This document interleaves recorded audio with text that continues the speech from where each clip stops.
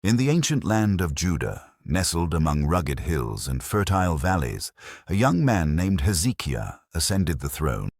The year was approximately 715 BCE, and the kingdom of Judah stood at a crossroads. The northern kingdom of Israel had fallen to the Assyrian Empire, its people scattered into exile. Judah, smaller and more vulnerable, faced the same looming threat.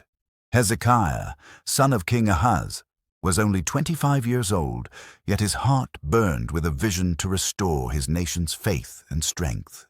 This is the story of a king who dared to trust in God amidst overwhelming odds, whose reforms reshaped a nation, and whose faith was tested by trials of war, illness, and pride.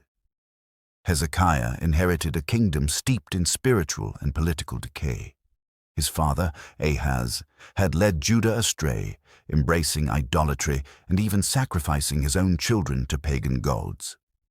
Temples to foreign deities dotted the landscape, and the temple of Yahweh in Jerusalem lay neglected, its doors shut, its altars cold.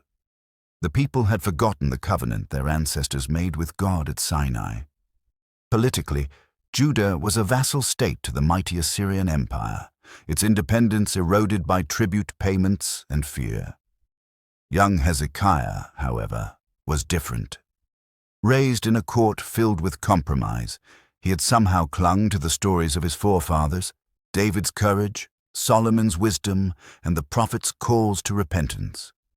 The prophet Isaiah, a towering figure in Judah, had likely influenced him, whispering words of hope and warning.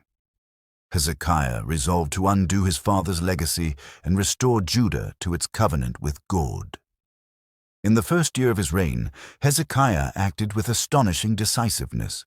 He flung open the doors of the temple, which had been shuttered under Ahaz. Standing before the priests and Levites, he declared, "Hear me, Levites, consecrate yourselves and purify the house of the Lord. Remove the filth of idolatry, for we have sinned, and our fathers have forsaken God." The priests, stirred by the young king's zeal, worked tirelessly to cleanse the temple. For 16 days, they scrubbed altars, removed pagan idols, and restored the sacred vessels. When the work was complete, Hezekiah led the people in a grand ceremony, offering sacrifices and singing praises to Yahweh. The sound of harps, lyres, and trumpets filled Jerusalem, and the people rejoiced, their hearts rekindled with hope. Hezekiah's reforms extended beyond the temple. He ordered the destruction of pagan altars and high places across Judah, even smashing the bronze serpent Moses had made, which had become an object of idolatrous worship. Nehushtan, he called it dismissively, reducing a relic to mere metal. Hezekiah's actions were radical, a direct challenge to the syncretism that had crept into Judah's worship. The people, long accustomed to blending Yahweh with other gods, were forced to choose the God of Israel or nothing. Hezekiah's vision was not just spiritual, but national. He sought to reunite the scattered remnants of Israel with Judah. He sent messengers to the northern territories, where Assyrian conquest had left only a remnant of the 10 tribes. "Return to the Lord," the messengers proclaimed, inviting them to celebrate Passover in Jerusalem. Many scoffed, their hearts hardened by years of exile and defeat. But some came, drawn by Hezekiah's call to renew their covenant with God. The Passover celebration was unlike any in living memory. For 7 days, Jerusalem overflowed with worshippers, their sacrifices so numerous that the priests could barely keep up. Hezekiah stood among them, his face radiant with joy, as the nation rediscovered its identity as God's chosen people. Politically, Hezekiah moved cautiously but boldly. He stopped paying tribute to Assyria, a dangerous act of defiance. The Assyrian king, Sargon II, was preoccupied with other conquests, giving Hezekiah time to fortify Judah. He strengthened Jerusalem's walls, built new defenses, and dug a remarkable tunnel to secure the city's water supply from the Gihon spring. This tunnel, carved through solid rock, was an engineering marvel, ensuring Jerusalem could withstand a siege. Hezekiah's preparations were not merely defensive. They were a statement of faith in Judah's God-given destiny. Hezekiah's reforms and defiance did not go unnoticed. By 701 BCE, Sargon II was dead, and his son Sennacherib ruled Assyria with ruthless ambition. Sennacherib turned his attention to Judah, determined to crush its rebellious king.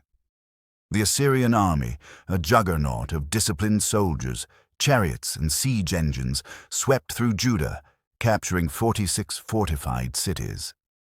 Lachish, Judah's second-largest city, fell after a brutal siege, its defenders slaughtered or enslaved. Sennacherib's forces marched toward Jerusalem, their war drums echoing through the hills. Hezekiah, now in his late 30s, faced the greatest test of his reign. The Assyrian commander, the Rabshakeh, stood before Jerusalem's walls, taunting the city's defenders. "Do not let Hezekiah deceive you," he shouted in Hebrew, ensuring the people heard. "No God has ever saved a nation from Assyria. Where are the gods of Hamath and Arpad?" The words struck fear into the hearts of Jerusalem's inhabitants, who knew the fate of other conquered cities. Hezekiah's officials, sent to negotiate, pleaded with the Rabshakeh to speak in Aramaic, but he refused, sowing doubt among the people. Inside the city, Hezekiah tore his robes in anguish and sought the prophet Isaiah. The old prophet, his eyes sharp with divine insight, delivered God's message. "Do not be afraid. The Assyrians will not prevail."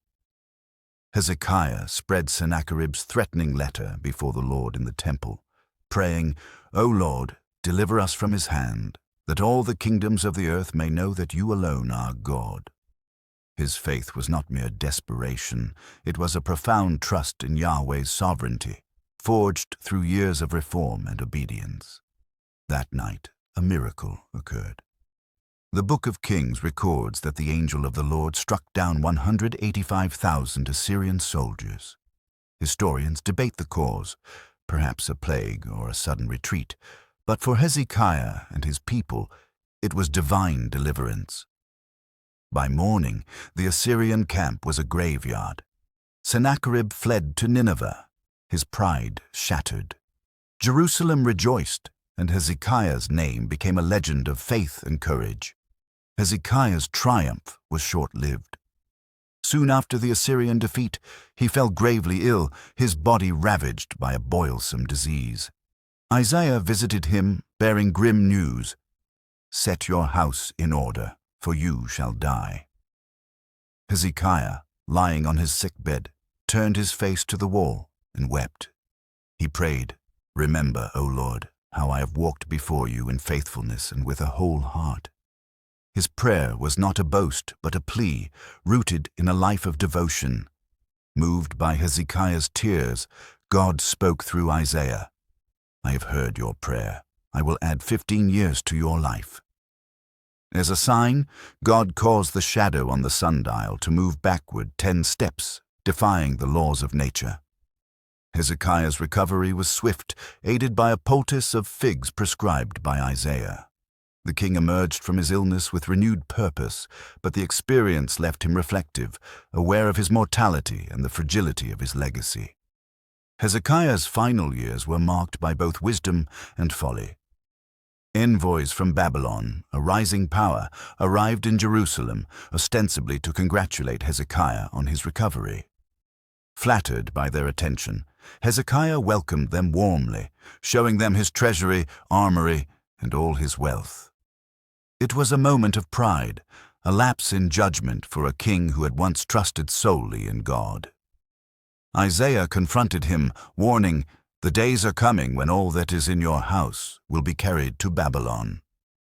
Hezekiah, chastened, accepted the prophecy with humility, knowing his actions had consequences for future generations. Despite this misstep, Hezekiah's reign remained a golden era for Judah.